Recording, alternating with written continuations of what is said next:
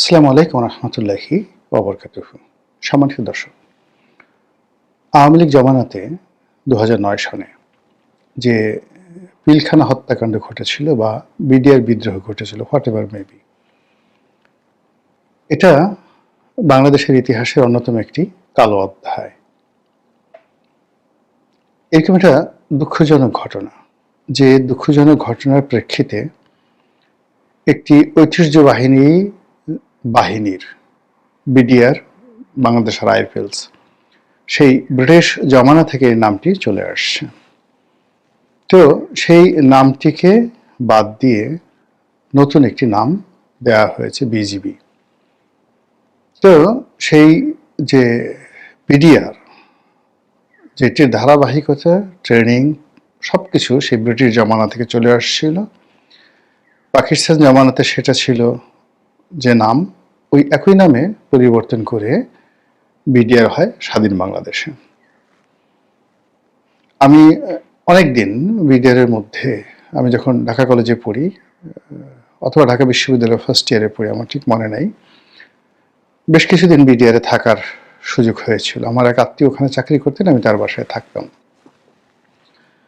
তো সেই বিডিআরের ভেতরকার, একেবারে পিলখানার ভেতরকার যে পরিবেশ এখন আমার চোখের মধ্যে ভাসে। দ্বিতীয়ত, আমার যে বাসাটি ঢাকাতে, আমার যে ধানমন্ডির বাড়ি, এটি একেবারে বিডিআরের লেকের পাড়ে। এ পাশে একেবারে নাইম ঢাকা কলেজের গলির একদম শেষ বাড়িটা, ওখানে আমি থাকি। এরপর তৃতীয়ত, যে এই ঘটনাটি যখন ঘটেছে তখন আমি সংসদ সদস্য। চতুর্থত, এই ঘটনা যেদিন ঘটল সেটি সকালে যখন ঘটেছে, সেই সময়টিতে আমরা একটা ট্রেনিংয়ে ছিলাম। আর আমার স্ত্রী, পরিবার পরিজন, এটা তারা সৎচক্ষে এই দৃশ্য দেখার সুযোগ হয়েছে। এবং সকাল 10টা থেকে যে কয়জন 6-7 জন সংসদ সদস্য যারা শেখ হাসিনার বাড়িতে এসেছিলেন, আমি তাদের মধ্যে একজন ছিলাম। এবং ওই বাড়িতে সেই সকাল 10টা থেকে, অর্থাৎ যমুনাতে সকাল 10টা থেকে সেই বিকাল 4টা পর্যন্ত আমরা সেখানে ছিলাম।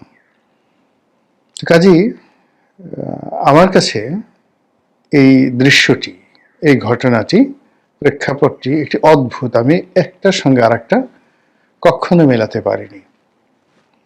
আমার মধ্যে যে ভয় ছিল, যে আতঙ্ক ছিল, ক্ষমতা হারানোর যে আতঙ্ক কাজ করেছিল, এবং ওই দিন বা ওই রাতে মন্ত্রীপাড়ার যে দৃশ্য, যেটা আমি দেখেছি, এবং ক্ষমতার একদম কাছাকাছি থেকে যা কিছু দেখেছি, তার সঙ্গে পরবর্তীকালে আরও কয়েকটি ঐতিহাসিক ঘটনা ঘটেছে। সেই ঐতিহাসিক ঘটনাটা হলো যে আমি যখন আবার 2013 সনে জেলে গেলাম, কাশিমপুর জেলে, ওই জেলে প্রায় 800 সেই বিডিআরের যারা সাজাপ্রাপ্ত হয়নি তখনও, যাদের বিচার চলমান ছিল এবং অনেকে সাজা পেয়েছেন, তারা সেখানে ছিলেন, চাকরিচ্যুত সেই বিডিআর কর্মকর্তা না, ঠিক বিডিআর সদস্য। তো তাদের সঙ্গে খুব অন্তরঙ্গ পরিবেশে কথাবার্তা বলার সুযোগ হয়েছে, এবং ভিতরে যে আসলে কি হয়েছিল সেই বিষয়গুলো নিয়ে আমি অন্তত 300-400 জন লোকের সাক্ষাৎ নেয়ার আমার সুযোগ হয়েছিল। জেল থেকে বেরোয় আমি একটা বই লিখি, এমপির কারাদহন, যে বইটি বাংলাদেশ প্রতিদিন পত্রিকাতে অনেকদিন ছাপা হয়েছিল নিয়মিতভাবে। তো সেখানে এই কথাগুলো ছাপা হচ্ছিল, এবং ওটা সম্ভবত সরকারের যারা লোকজন রয়েছেন তারা ওইটা সহ্য করতে পারেননি।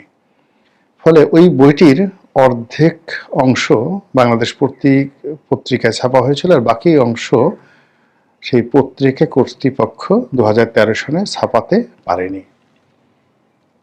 যা হোক, সেটি বই আকারে ছাপা হয়েছে, অনেক মানুষ পড়েছেন। কিন্তু সমস্যাটা হলো যে আমাদের দেশে তো আসলে বইপত্র পড়া বা পত্রপত্রিকা পড়া, এটি কর্তা ব্যক্তিদের আসলে হাতে হয় না। দ্বিতীয়ত, যে দার্শনিক চিন্তা ভাবনা দিয়ে ঘটনার ভিতর থেকে অন্য একটি ঘটনা বের করা, এবং কোনো একটি ঘটনার মধ্যে কী কী মনস্তাত্ত্বিক বিষয় থাকতে পারে সেই বিষয়গুলো অনুসন্ধান করার মতো যে দার্শনিক মন দরকার, সময় দরকার, ধীর শক্তি দরকার, এটি আমাদের দেশের বেশিরভাগ মানুষের নেই। ফলে আমাদের দেশে অনেক মানুষ তৈরি হয়েছে, গোপাল ভাঁড় তৈরি হয়েছে, মীর জাফর তৈরি হয়েছে, ইয়ার লতিফ, রায় দুর্লভ তৈরি হয়েছে, কিন্তু একজন ইবনে খালদুন, একজন হেগেল, একজন কার্ল মার্কস আমাদের এই বাংলার জমিনে কখনো তৈরি হয়নি। আমাদের সর্বোচ্চ দার্শনিক সেটা হলো আহমদ ছফা। আমাদের সর্বোচ্চ দার্শনিক এখন সে আহমেদ ছফার যে ছাত্র ডক্টর সলিমুল্লাহ খান, এর উপরে আমরা আসলে যেতে পারিনি।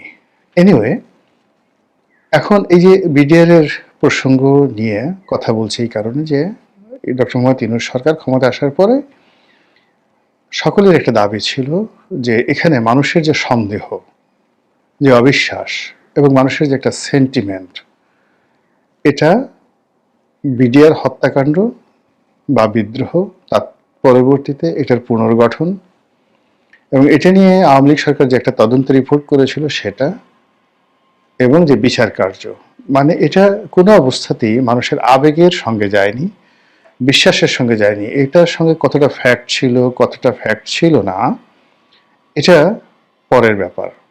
যেটা ছিল, যখন এই ঘটনাটা ঘটলো তারপরে দেশে দেশের বাইরে একটা নিদারুণ প্রচারণা, সেটা হলো এই কাণ্ড ঘটিয়েছে ভারত।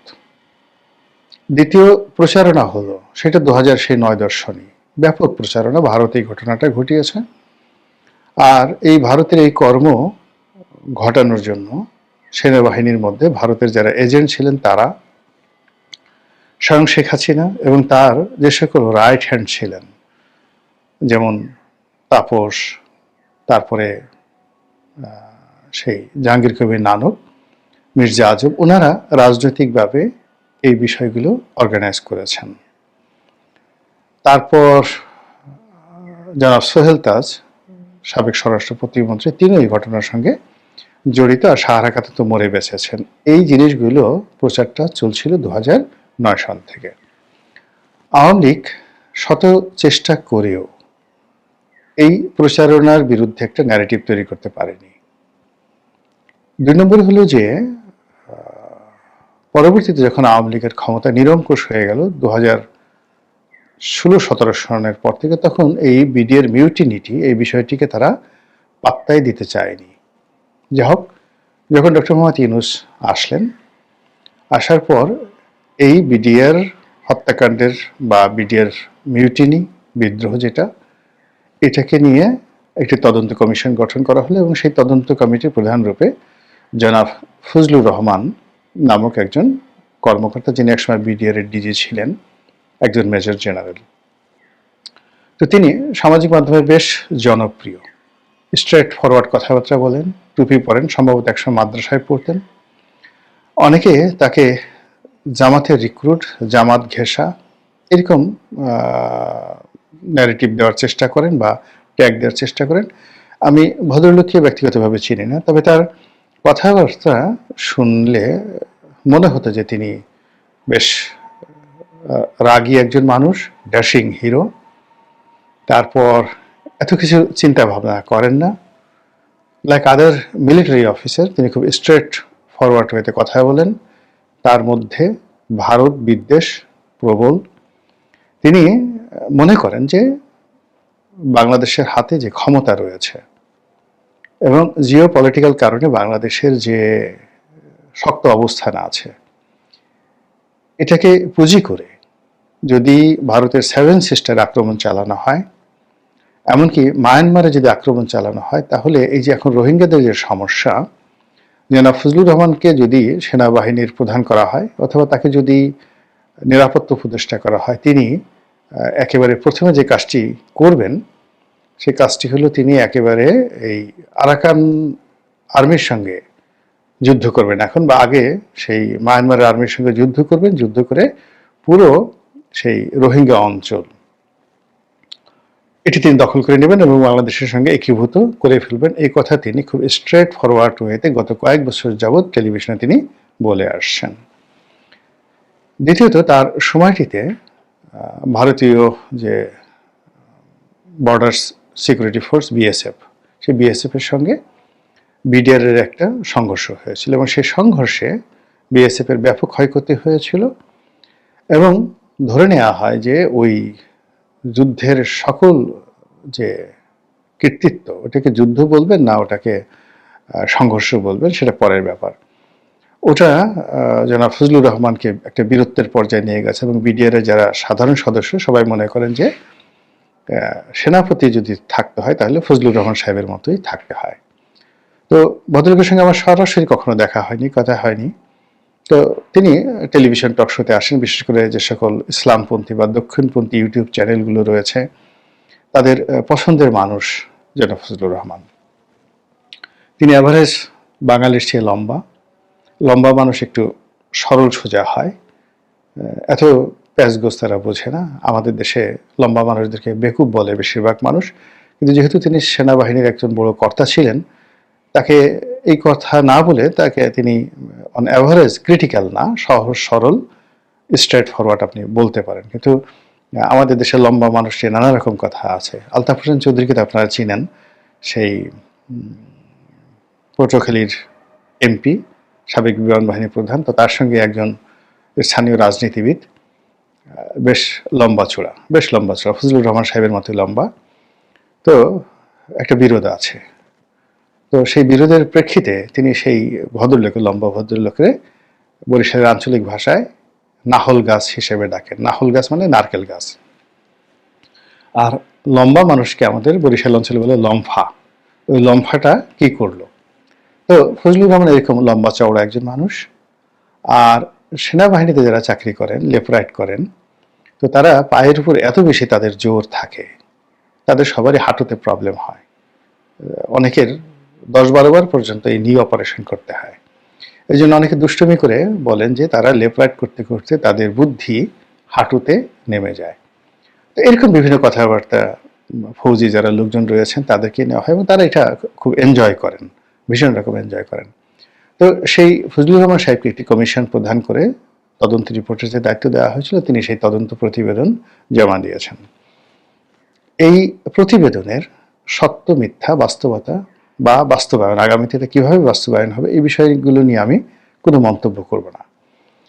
তবে এখানে যে বিষয়গুলো সে 2009 সন থেকে সন্দেহ করা হয়েছিল এবং যে বিষয়গুলো পপুলার ছিল, মানুষের বিশ্বাসের ক্ষেত্রে মানুষ এই বিষয়গুলি মনে করতেন যে এই টোটাল ঘটনাটি ঘটিয়েছে ভারত। এখানে বিডিআর সদস্যদের মধ্যে যে ক্ষোভ ছিল, বিক্ষোভ ছিল, অফিসারদের বিরুদ্ধে ক্ষোভ ছিল, বিক্ষোভ ছিল, এবং তারাও যে বিডিআর যে মূলত বিএসএফ এর মতো একটি প্রতিষ্ঠান হতে চাচ্ছিল দীর্ঘদিন ধরে, কোনো অবস্থাতে বিডিআর টিল টুডে এখন পর্যন্ত বিএসএফ এর মানে বিজিবির মধ্যে সেনাবাহিনী থেকে ডেপুটেশনে কর্মকর্তারা এসে এখানে নেতৃত্ব দেবেন, এটা কিন্তু বিজিবি বা বিডিআর এর যারা সাধারণ সৈনিক তারা কখনোই পছন্দ করে না।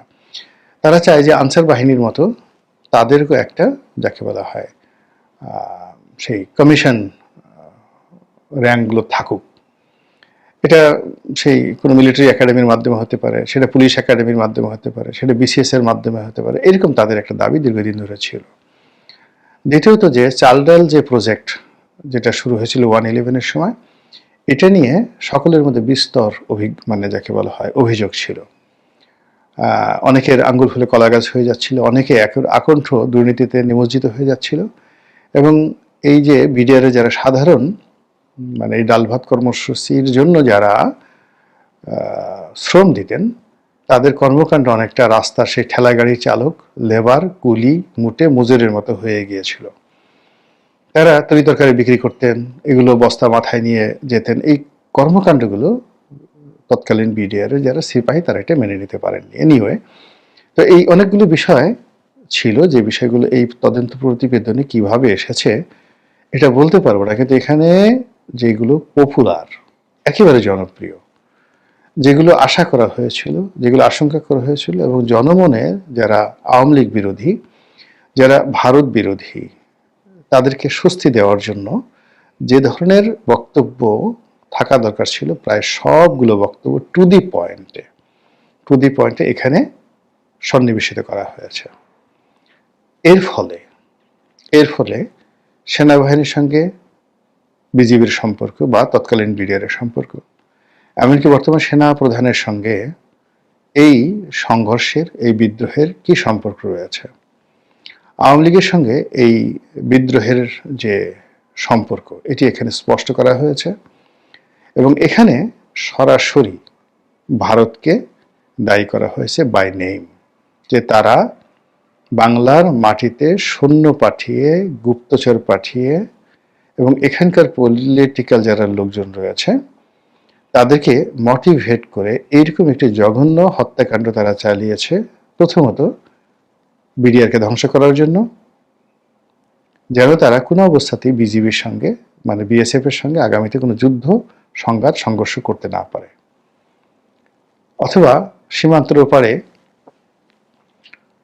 বিজিবি মানে বিএসএফ যখন মানে প্রকাশ্যে মলত্যাগ করে, ওপেন এয়ার, এটা তো ভারতীয়দের একটা অভ্যাস, তো তখন যেন বিজিবি বা বিডিআর তারা ঢিল ছুঁতে না পারে, হাসতে না পারে, বা যারা অতিরিক্ত ভারত প্রীতি তারা যেন গিয়ে তাদের একটু শৌচকর্ম করে দিতে পারে, এরকম যেন একটা দাসত্বের মনোভাব থাকে। এই মনোভাব তৈরি করার জন্য বিডিআর এর মেরুদণ্ড ভেঙে দেওয়ার প্ল্যান ভারত করেছে। এই প্রতিবেদনের মাধ্যমে সেটা শতভাগ নিশ্চিত করে দেওয়া হয়েছে। দ্বিতীয়ত, যে সেনাবাহিনীর 57 জন কর্মকর্তা হত্যার মাধ্যমে সেনাবাহিনীর মধ্যে এক ধরনের ভয়, আতঙ্ক, দ্বিধা বিভক্তি তৈরি করে দেওয়া হয়েছে। তো এনিওয়ে, জনাব ফজলুর রহমান যে কাজটি করেছেন সেই কাজ এখন তার যারা সমর্থক রয়েছেন, তিনি তো যে কমিউনিটিকে রিপ্রেজেন্ট করেন সেই কমিউনিটির পীর হজরতুল আল্লাম, তাকে অনেকেই মহামানব মনে করেন। তো ভবিষ্যতে সেই গ্রুপটি, দক্ষিণপন্থী গ্রুপটি যদি ক্ষমতা আসে, তিনি হয়তো দেশের নিরাপত্তা উপদেষ্টা হবেন, স্বরাষ্ট্রমন্ত্রী হবেন, বা আরও অনেক কিছু হবেন। তো তার সেই যে শ্রমলব্ধ কমিশনের রিপোর্ট, এটি একটা ইউনিক প্রোডাক্ট। এই প্রোডাক্টটি আমি অনেকগুলো বিখ্যাত কমিশনের রিপোর্ট পড়েছি। কিছু কিছু রিপোর্ট তো সাহিত্যের মানে এত উচ্চ পর্যায়ের, তার মধ্যে উইলিয়াম হান্টারের সেই বিখ্যাত দ্য ইন্ডিয়ান মুসলিম, দুনিয়া কাঁপানো একটি প্রতিবেদন, ওটাও পড়ার আমার সুযোগ হয়েছে। তো ফজলুর রহমান সাহেবের এই প্রতিবেদনটি বই আকারে ছাপা হোক, আমরা পড়ি, আর এই প্রতিবেদনের আলোকে যে সকল সুপারিশগুলো করা হয়েছে সেগুলো বাস্তবায়ন হোক, আর যাদেরকে ইন্ডিকেট করা হয়েছে এই ঘটনার জন্য যারা দায়ী তাদের বিচার হোক, দৃশ্যমান বিচার হোক, আর যারা পালিয়ে আছে তাদেরকে ধরে এনে বিচার করা হোক, এবং সেই বিচার করার ফলে কি পরিবেশ পরিস্থিতি তৈরি হয় সেটাই দেখার আশায় রইলাম। আসসালামু আলাইকুম রহমতুল্লাহি ওয়া বারাকাতুহু।